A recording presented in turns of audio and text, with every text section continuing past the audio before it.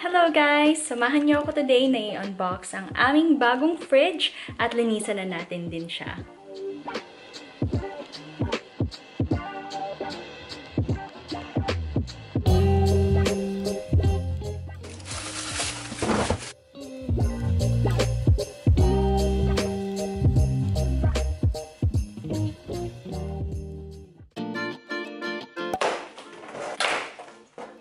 I'm really excited about this fridge because ito yung pinakaunang fridge na binili namin ni Dennis as a married couple. Kung natatandaan nyo, dun sa dati naming flat, meron kami dong lumang fridge na pinagamit sa amin ng landlord namin. Kaya buti na lang, hindi naman kami na problema sa pagbili ng fridge noong nag-uumpisa pa lang kami ni Dennis. When we moved to this new place, obviously, walang fridge dito, kaya kailangan talaga namin bumili. However, sabi ko kay Dennis, kung pwede, bumili kami ng brand new na fridge para magamit namin ng long term. Sobrang excited lang talaga ako sa fridge na to guys, kaya sinasama ko kayo ngayon sa pag-unbox nito. Alam niyo naman na most of our appliances are second-hand, kaya this is something to appreciate for us. Anyway, samahan niyo na din ako na linisan tong interior ng fridge para magamit na natin agad.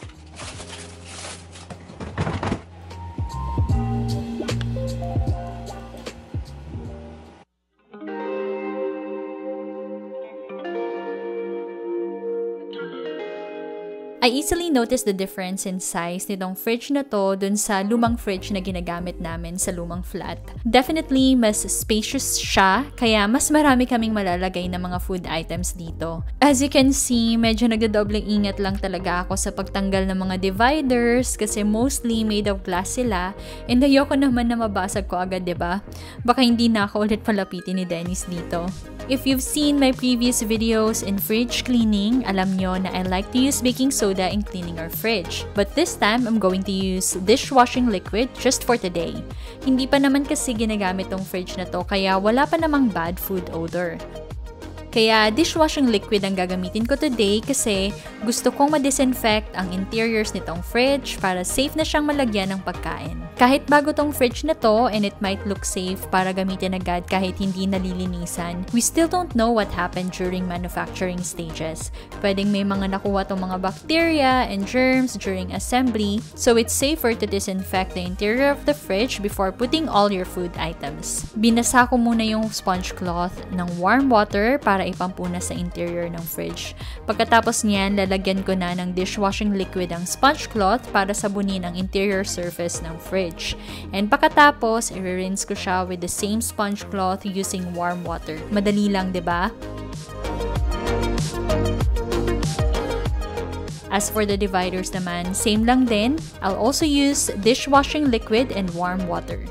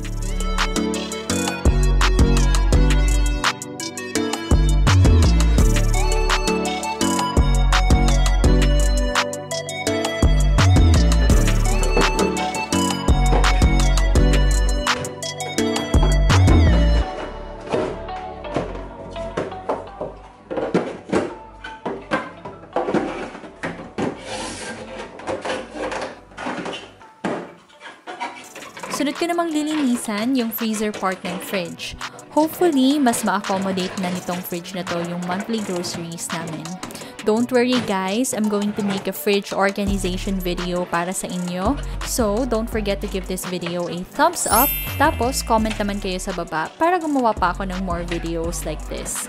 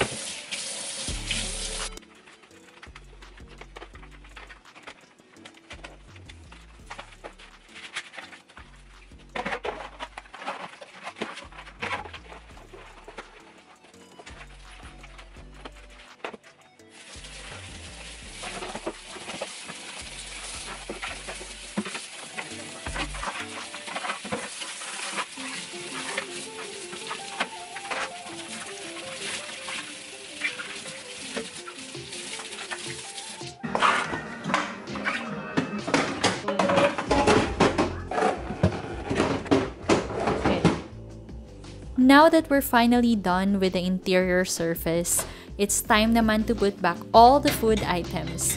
Super konti lang to mga items na to kasi ever since na lumipat kami dito, nanghiram lang ng fridge si Dennis para gamitin muna namin. Every 2 weeks lang yung grocery namin this past few months, and then hindi kami masyadong bumibili ng mga frozen food kasi walang space masyado dun sa bar fridge. Kaya this past few months, we relied on takeaways most of the days.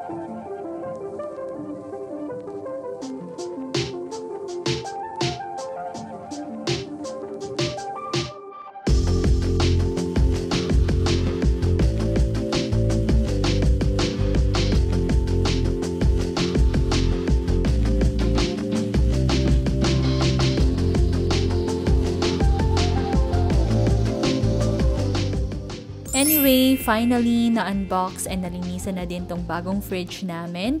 I'm so happy and excited to use it.